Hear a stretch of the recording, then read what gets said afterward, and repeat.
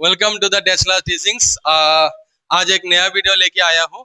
तो आज जो वीडियो है यही वीडियो जो हमने कल लास्ट वीडियो दिया था एसएमएस मीडियम वालों के लिए। तो एसएमएस मीडियम वालों के लिए जो रिक्वायरमेंट्स है बहुत सारा कि हमें और वीडियो चाहिए, इसीलिए हम नया वीडियो लेके आए हैं जो एसएमएस मीडियम का है। तो हम एसएमएस मीडियम और इंग्लिश मीडियम एक साथ ही जाएंगे। तो इंग्लिश मीडियम का वीडियो तो चल रहा है, उसके साथ एसएमएस मीडियम का भी वीडियो अभी धीरे धीरे चलेगा। तो हम जो लास्ट ভিডিও আমি ডিসকাস কৰে থে আমি ডিসকাস কৰি আছিলো, মই অসমীয়াত আহি যাও। তো আমি ডিসকাস কৰি আছিলো কিহৰ বিষয়ে, বংশগতিৰ আণবিক আধাৰ বা বংশগতিৰ আণবিক ভিত্তি। তাতে আমি ডিসকাস কৰিছিলো কিহৰ বিষয়ে, নিউক্লিক এসিড। যদি আমাৰ মনত আছে আমি লাষ্ট আমি ডিসকাস কৰিছিলো কিহৰ বিষয়ে, নিউক্লিক এসিড।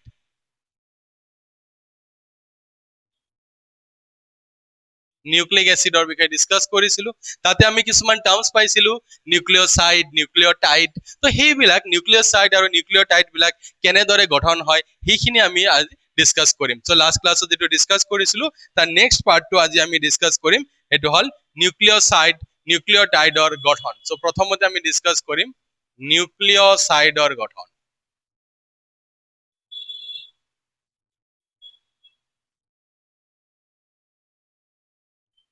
নিউক্লিওসাইডৰ গঠন। নিউক্লিওসাইড একোটা কেনেদৰে গঠিত হয় এটো আমি ছাত্ৰ ছাত্ৰীসকল আমি ডিসকাস কৰিম। ওকে, সো নিউক্লিওসাইডত যদি তোমালোকৰ মনত আছে আমি লাষ্ট ভিডিঅ'ত ডিসকাস কৰিছিলো যে নিউক্লিওসাইডত কি কি কম্পোনেন্ট থাকে, কি কি অণু থাকে। নিউক্লিওসাইডত কি কি অণু থাকে আমি যদি মনত কৰো, নিউক্লিওসাইডত আমি দুটা অণু পাওঁ। এটা আছিল কি, পঞ্চজ শৰ্কৰা, পঞ্চজ শৰ্কৰা। তাৰ লগত আৰু এটা আমি কি পাইছিলো, নাইট্ৰজেন যুক্ত ক্ষাৰক, নাইট্ৰজেন যুক্ত ক্ষাৰক, হয়নে?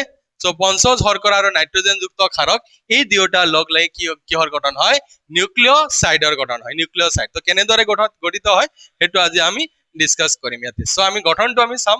পঞ্চজ শৰ্কৰা আমি জানো যে পঞ্চজ শৰ্কৰা নিউক্লিক এসিডত দুই ধৰণৰ হয়, এটা ৰাইবোজ আৰু এটা ডিঅক্সি ৰাইবোজ। আমি ডিঅক্সি ৰাইবোজক উদাহৰণ হিচাপে লওঁ। তো আমি যে লাষ্ট ভিডিঅ'টো যদি আমি চাওঁ তাতে আমি চাইছিলো যে নিউক্লিওসাইড ৰাইবোজ যিটো আছে, নিউক্লিওসাইডত যিটো ৰাইবোজ থাকে, ৰাইবোজৰ ৰাসায়নিক গঠনটো কেনেকুৱা আছিল। ইয়াতে কেন্দ্ৰত আমি কি দিছিলো, oxygen, carbon, carbon, carbon, carbon আৰু ইফালে কাৰ্বন, পাঁচটা কাৰ্বন দিছিলো, হয়নে নাই? Carbon 1, carbon 2, carbon 3, carbon 4, carbon 5, এই পাঁচটা কাৰ্বন দিছিলো। আৰু আমি কি কি দিছিলো, ইফালে OH, H, H, OH,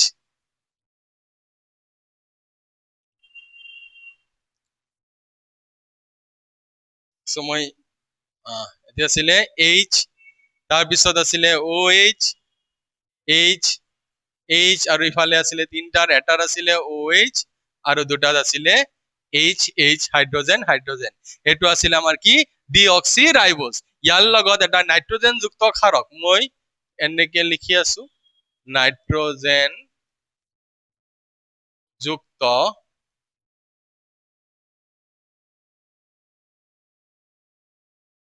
nitrogen যুক্ত ক্ষাৰক আছিলে।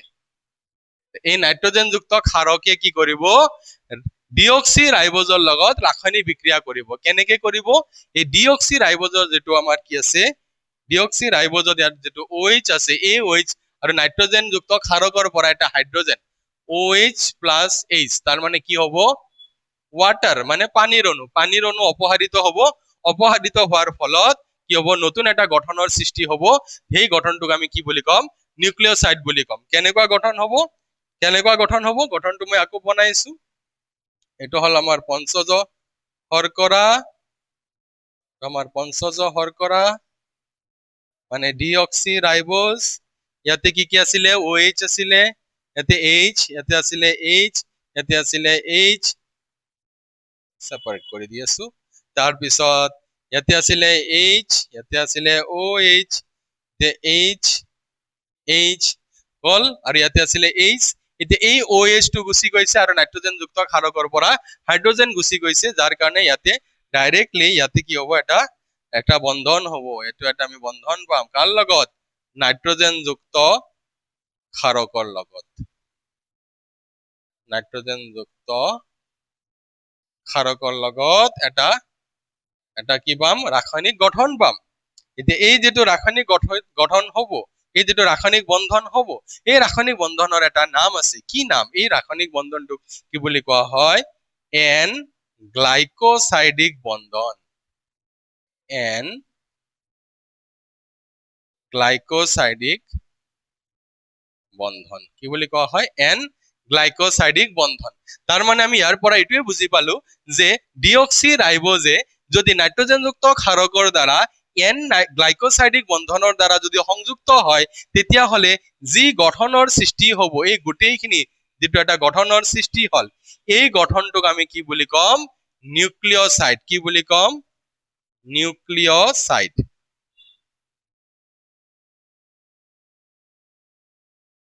ইয়াক আমি কম নিউক্লিওসাইড। তো এনেদৰে কি হয়? নিউক্লিওসাইডৰ কি হয়? গঠন হয়। বুজি পাইছা?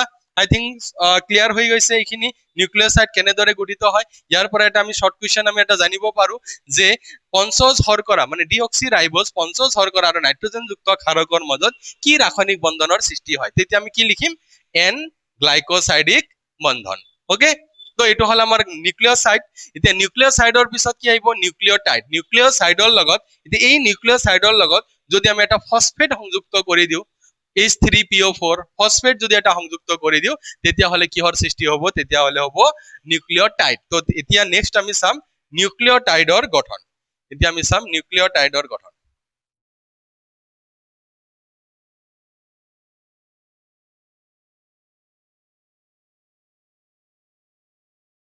নিউক্লিওটাইডৰ গঠন, নিউক্লিওটাইড। ওকে, তো আমি নিউক্লিওটাইড এতিয়া আমি চাম। তো নিউক্লিওটাইডৰ কাৰণে পোন প্ৰথমে আমি কি বনাব লাগিব? নিউক্লিওসাইডটো বনাব লাগিব। অলপ আগতে যেটো আমি নিউক্লিওসাইড পালো, তোমালোকক দেখাই দিব পাৰো। এইটো যেটো নিউক্লিওসাইড আমি পালো, এই নিউক্লিওসাইডটো আমি প্ৰথমতে বনাই লম। ইয়াতে আছিল আমাৰ নাইট্ৰজেনযুক্ত ক্ষাৰক,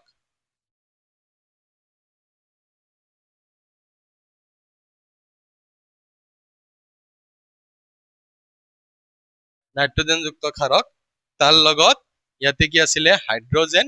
ইয়াতে আছিলে হাইড্ৰজেন, ইয়াতে আছিলে হাইড্ৰজেন, ইয়াতে আছিলে OH, ইয়াতে আছিলে হাইড্ৰজেন, ইয়াতে আছিলে হাইড্ৰজেন, ইয়াতে আছিলে কাৰ্বন, ইফালে OH, H আৰু H, এইখিনি আছিলে। ওকে, তো এতিয়া ইয়াৰ লগত এইটো হল আমাৰ কি? নিউক্লিওসাইড। এতিয়া এই নিউক্লিওসাইডৰ লগত যদি আমি এটা ফসফেট সংযুক্ত কৰো, ফসফেট যদি তোমালোকৰ মনত আছে লাষ্ট ক্লাছত মই ডিসকাস কৰিছিলো, ফসফেটৰ ৰাসায়নিক সংকেত কি? H3PO4। আৰু ইয়াৰ সিম্বলটো কেনেকে আমি ইয়াৰ ৰাসায়নিক গঠনটো কেনেকুৱা হ'ব? কেন্দ্ৰত ফসফৰাছ, চাৰিফালে 4টা বন্ড, 3টা মই OH দিব কৈছিলো আৰু এটা ডাবল বন্ড O দিব কৈছিলো। ঠিক আছে, এইখিনি আছিলে। ওকে, সো এইখিনি মই ফসফেটটো মই ইয়াতে বনাই দিম। মই ফসফেটটো ইয়াতে বনাই দি আছো। এটা ফসফৰাছ দিছো।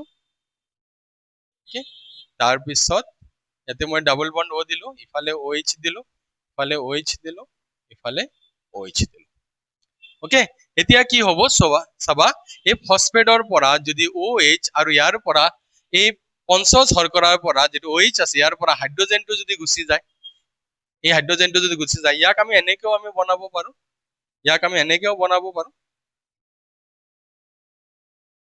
আমি এনেকেও লিখিব পাৰো ছাত্ৰ ছাত্ৰীসকল।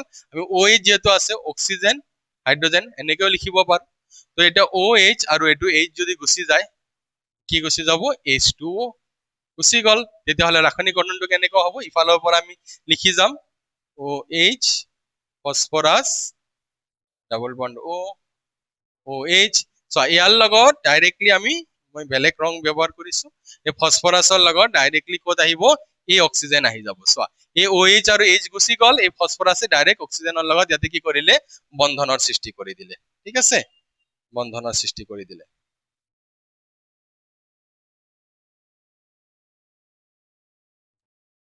ওকে, এতিয়া অক্সিজেন এইখিনি আহি যাব। আমি এইখিনি গোটেইখিনি এজ ইট ইজ লিখি দিম।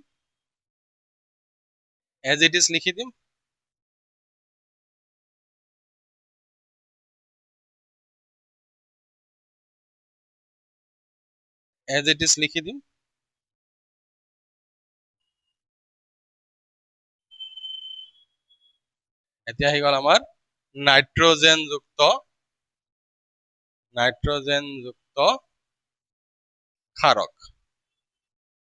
নাইট্ৰজেনযুক্ত ক্ষাৰক আহি গ'ল ওকে সো এতিয়া আমি এই যিটো গঠনটো পালো সম্পূৰ্ণ যিটো গঠনটো পালো এই গঠনটোক ইয়াক কি বুলি কব নিউক্লিঅটাইড ওকে যেনেকুৱা ইয়াৰ আগতে আমি আগৰ টপিকটো যদি চাও ইয়াতে আমি পাইছিলো যে পঞ্চজ শৰ্কৰা আৰু নাইট্ৰজেনযুক্ত ক্ষাৰকৰ মাজত ৰাসায়নিক বন্ধনটোৰ নাম কি পাইছিলো আমি এন গ্লাইকোসাইডিক বন্ধন ঠিক তেনেকুৱা ইয়াতে যিটো নতুন বন্ধন হল ফসফেট আৰু পঞ্চজ শৰ্কৰাৰ মাজত যিটো ৰাসায়নিক বন্ধন হল এই ৰাসায়নিক বন্ধনটোৰ নাম কি এই ৰাসায়নিক বন্ধনটোৰ নাম হল ফসফোডাইএষ্টাৰ বন্ধন মই লিখি দি আছো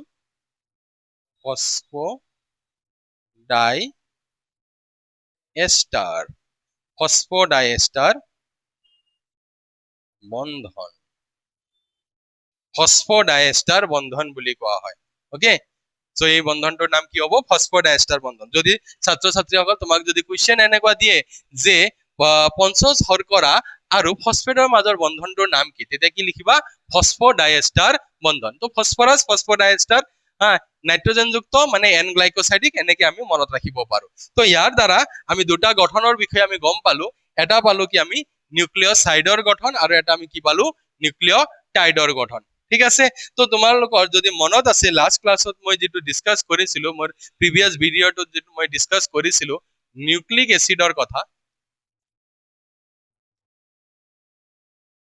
নিউক্লিক এসিডৰ কথা যে নিউক্লিক এসিড বিলাকক কি বুলি কৈছিলো মই নিউক্লিঅটাইডৰ